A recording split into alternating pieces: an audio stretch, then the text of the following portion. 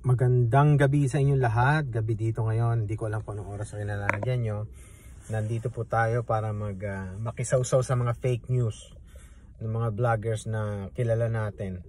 Makikisawsaw lang tayo.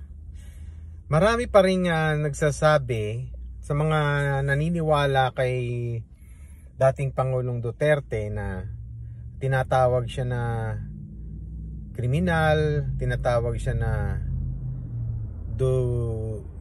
ano yung tawag nila, dutae, dirty, minura yung Diyos.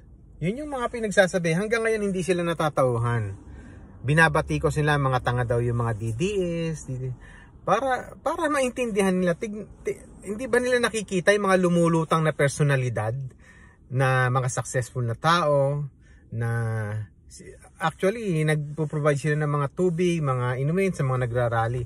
At buong mundo mayroong mga nag-iingay para ibalik si dating Pangulong Duterte sa Pilipinas. Hindi pa ba sila natatauhan noon? Iilan lang silang sumisigaw na tumatawag sa mga naniniwala sa mga Duterte na bobo, tanga, fake news. Hindi pa sila natatauhan? Kung hindi pa sila natatauhan sa mga nakikita na ganito, na maraming sumisigaw ng mga disenteng tao, masisipag ng OFW, nagsisikap para sa pamilya, kung patuloy nilang tinatawag na tanga ang mga naniniwala sa ginawa ni Duterte ng kabutihan sa bansa, ano kaya tawag sa kanila? Anong tawag sa kanila? Matinong tao? Tignan natin backnote nila kung ano.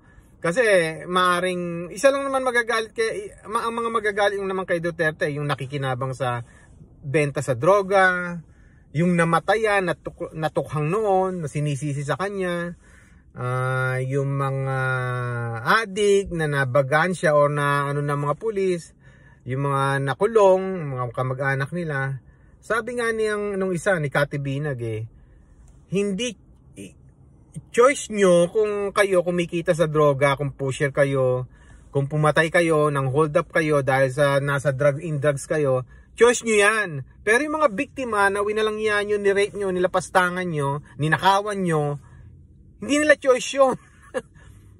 kaya yung sinasabi nyo si Duterte is yung war on drugs, maraming gusto doon. Pati mga marurunong na tao sa mga, kung nanonood ka ng podcast, binasa nila istorya ng Pilipinas about Duterte and Marcos. Kung paano winalangyan ng mga Marcos si dating Pangulong Duterte. Kung sagad sa buto yung mga ginawa nila.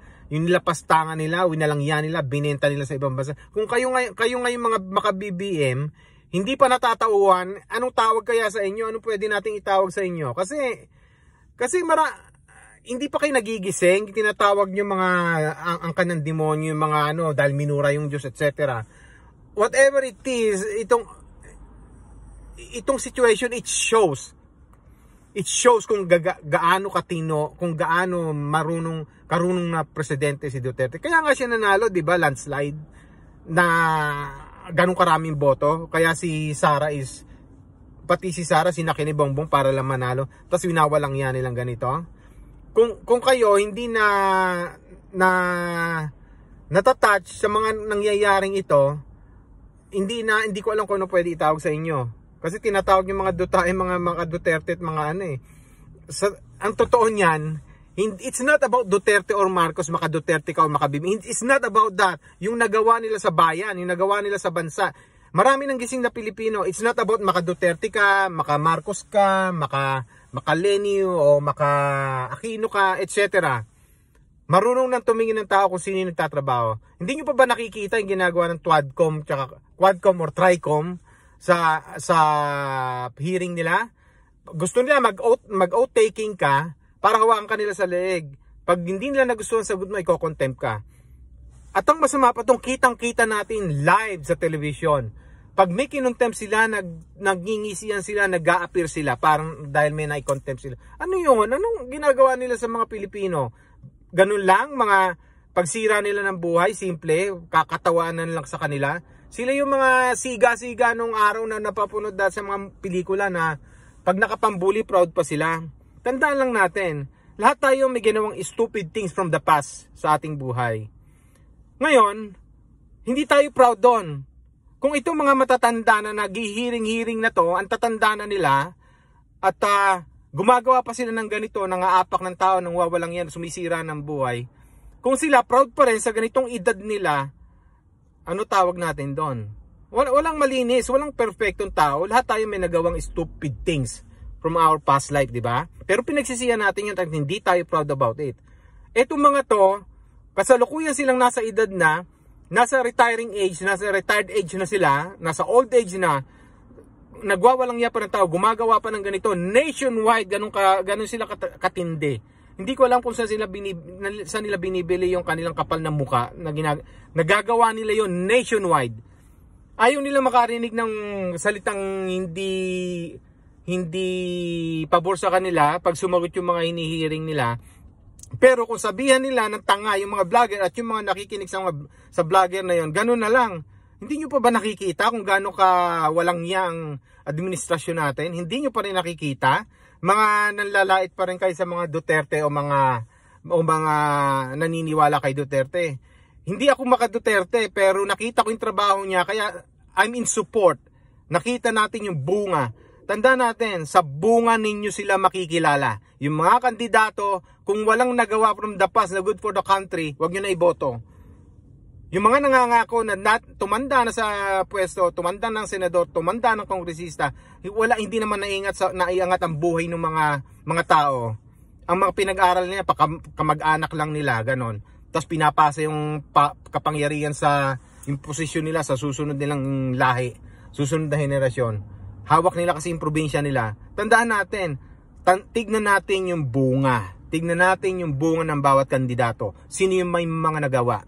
Sino yung may mga napatunayan? Sino yung magtatrabaho? Hindi yung nangangako. Huwag kayo makikinig dun sa marami nang nagugutom ngayon eh. Alam na nating maraming nagugutom. Ang pakinggan natin yung plano nila kung paano nila sosolvin yung kagutuman ng tao. Sasabihin nila, marami nang walang trabaho eh. Lubog na sa kahirapan ng bansa. Hello, ngayon lang kayo nagising na lubog sa kahirapan ng bansa. Ngayon lang kayo nagising nung pag mag-e-eleksyon nagigising kayo. Pero pagka kayo naupo na, sahod lang kayo ng sahod, ginagastos ang kayong taong bayan, kaya hindi nyo alam presyo ng gasolina, hindi nyo iniinda dahil libre gasolina nyo eh. Libre lahat kayo, libre nilalamon nyo, libre lahat ng pakinabang nyo sa gobyerno dahil kita nyo sa gobyerno, may mga sideline pa kayo kung ano-ano. Hindi na natin pag-uusapan yung corruption. Walang malinis na agency ng gobyerno, walang malinis. Lahat yan may dumi. Kaya ang choice na lang natin, yung less evil na lang ang iboto natin eh. Yung konti lang ginagawa, di ba?